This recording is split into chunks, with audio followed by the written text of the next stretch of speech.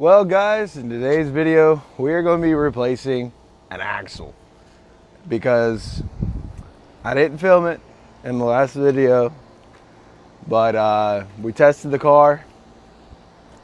Remember how, if you watched the last video, where I said, oh, you know, with all this, the way the angle is going to work and with the caster and the sway bar, that we were probably going to experience a lot of jacking, and what jacking is going to do is give you a lot of grip. You guys remember that?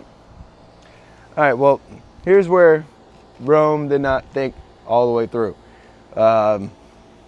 Cars already got a lot of grip as it is. We were normal street pulls, we'd spin a little bit first. Second gear, you're pulling hard. That was a previous setup, okay? Set the whole angle kit up. Came out here, I decided to test out here on the big lot that we have. And second gear, first gear, spinning, good sideways. I was like, oh, she's ready. Second gear, grabbed it, pointed straight, had a clutch kick it. I was like, oh, dude, that's great. We have all the grip in the world. In drift, it was a whole different animal. This thing made so much grip. It was ridiculous. The Synergy angle kit, on top of what setup I already have in the car, was just insane, the grip levels it had. And I was already thinking, like, plotting ways to get more grip out of the car, because that's like my, what's it called? That's my toxic trait, is that I like a lot of grip and I try to find all the grip I can. Well, now for the first time in my life, I'm gonna have to try to figure out ways to take grip out of the car, because we were out here drifting, and since I didn't get no video clips, I'm gonna just reenact for you. Coming in, we were just testing out figure eights just to make sure that the car, shake it down, make sure it was good. And the immediate issue that I knew we were gonna end up having was the LSD. It might open up a lot. So when you're on throttle and it's under its load, it was good. It was hanging it out, I was drifting, it was like, oh, okay, it's got it. I was testing handbrake. Handbrake only worked in drift, so we're gonna have to look up some more aggressive brake pads to be running on this car, because it does not lock for a handbrake until you're in drift. Doing my figure eights, gonna check up, making sure that the handbrake was working good, and then I was like, okay, let's test how this thing feels under load. So here's your reenactment for you. It was blah, blah, and then I was like, oh, let's clutch kick this transition. And I was like, oh, that was stupid. That was a dumb call. I already knew this car had too much grip. I already knew that we were gonna be hauling buns, and we were indeed hauling buns, and it indeed just snapped that axle like a twig. I was extremely concerned. I was like, diff's done, dry shaft could be done, blew the transmission. There's so many options that could have happened. And then I was like, popped my head underneath the car. I was like, all right, nothing's dripping. We look solid. Okay, let's go look at the back. And I looked at the back and I was like, there she is. First busted axle of my life. So congratulations there, Rome. Congratulations. Good job. Good job. Pat on back. But now we got to replace this thing. So let's get into today's video.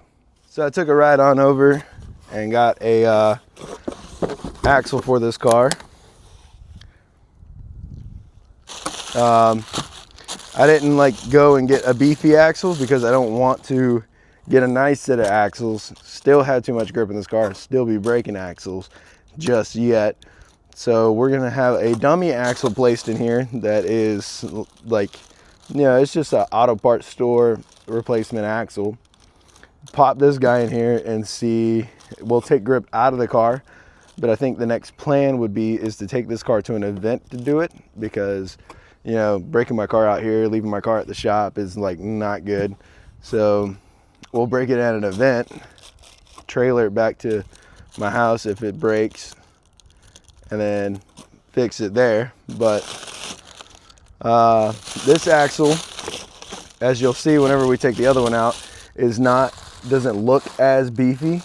So I don't know what, you know, a stock auto parts store axle would be rated for, or its life, but you know, it's made to replace an SVT Mustang axle, so it should be fairly decent, you know what I mean? But who knows? This guy's a little small too, but we're gonna pop this guy in today,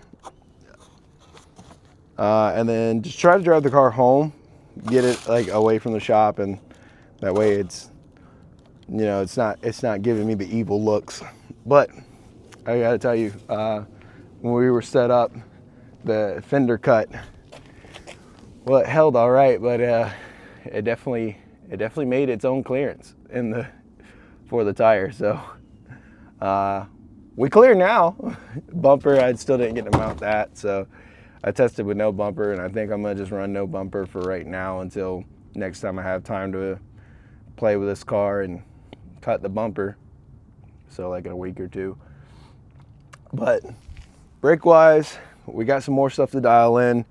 So, you know, with testing, you always learn, what do you have to change now? What we do know for sure we need to change, we need more aggressive brake pads.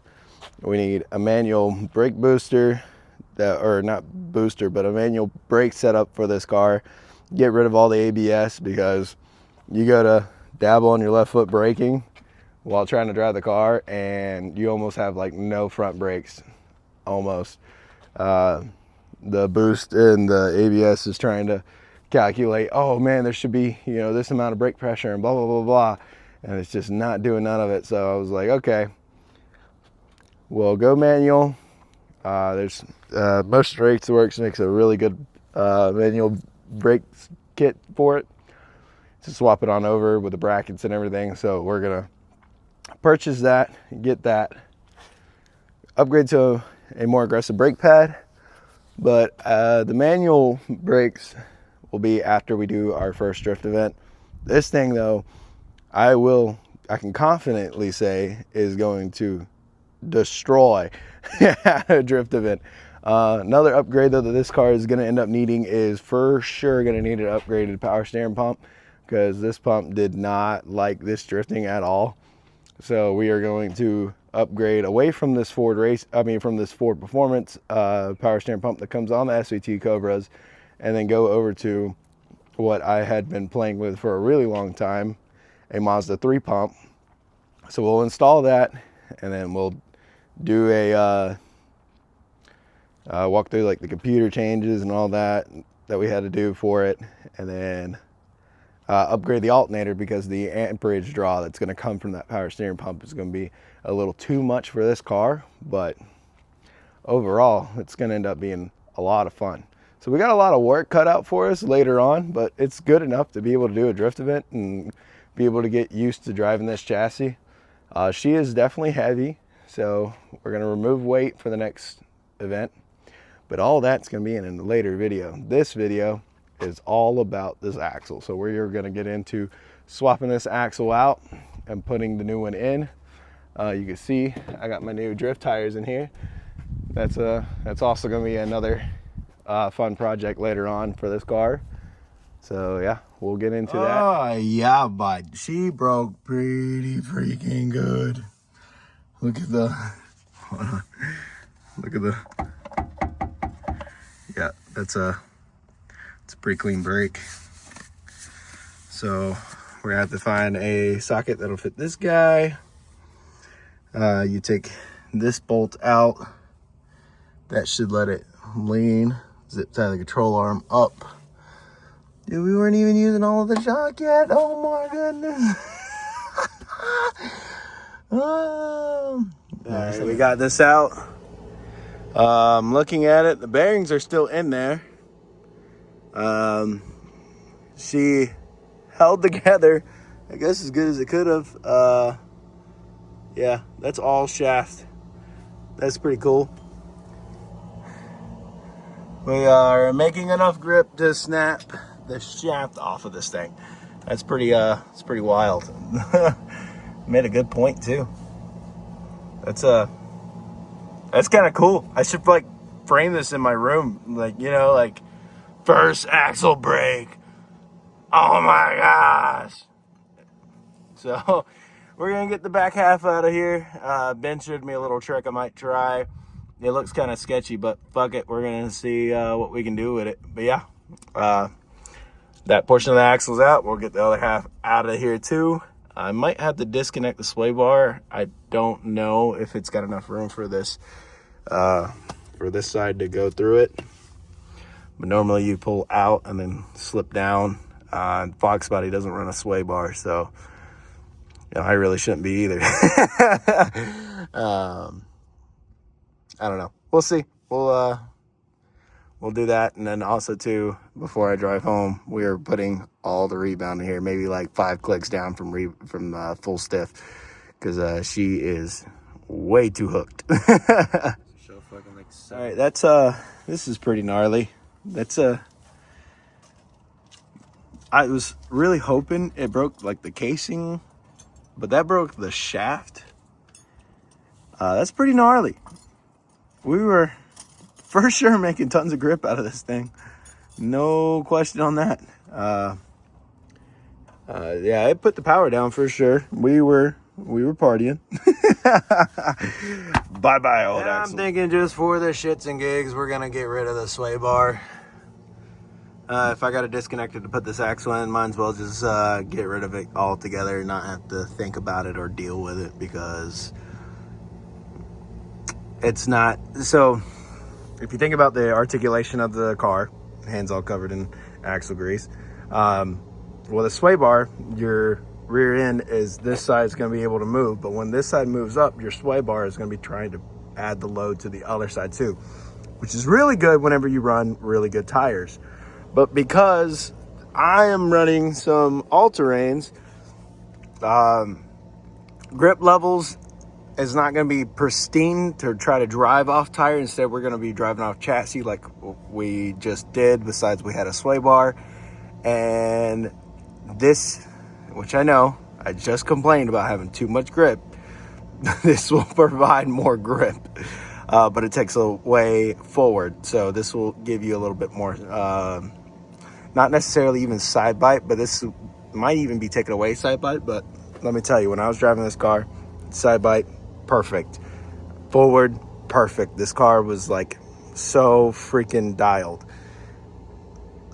So we're going to get rid of this sway bar and then take traction out of anywhere else we can get rid of it, because this thing is a little gnarly. So yeah, we're going to disconnect that sway bar, throw in the new axle, and bolt it back together, and this car is going to be good. But now that everything's out of here, let's clean all this. All right, tools that you will need for this project is you'll need an 18 and an 18 to take these off. And then you'll need, this is also an 18, take your cotter pin out. And then you'll need a pickle fork to be able to bust the ball joint off of here to get your tie rod off. Let that fall forward. Take your axle nut off first before you take all this loose. And then you can push it out, break the back portion off back there, pop it out. I used the pickle fork, just put it in there and just pry it, and it just popped right out. And then set it back in there. So that's the tools that you will need to be able to make this work. Oh, and to disconnect the sway bar, that is a 15 mil. All right, we are all back together. We are going to put the wheel back on and drive it around, make sure we don't hear no, like if anything else is broken, but from what I can see, we are good. We are not testing today because I am not gonna break this thing before I can make it home, because I do not need to keep this car here.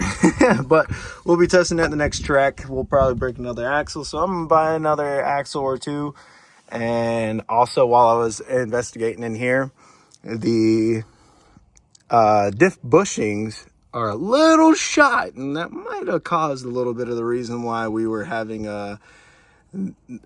busted the axle. So I'm gonna look up and see if I can purchase some diff bushings and work something out. But right now we're set and we are good to go.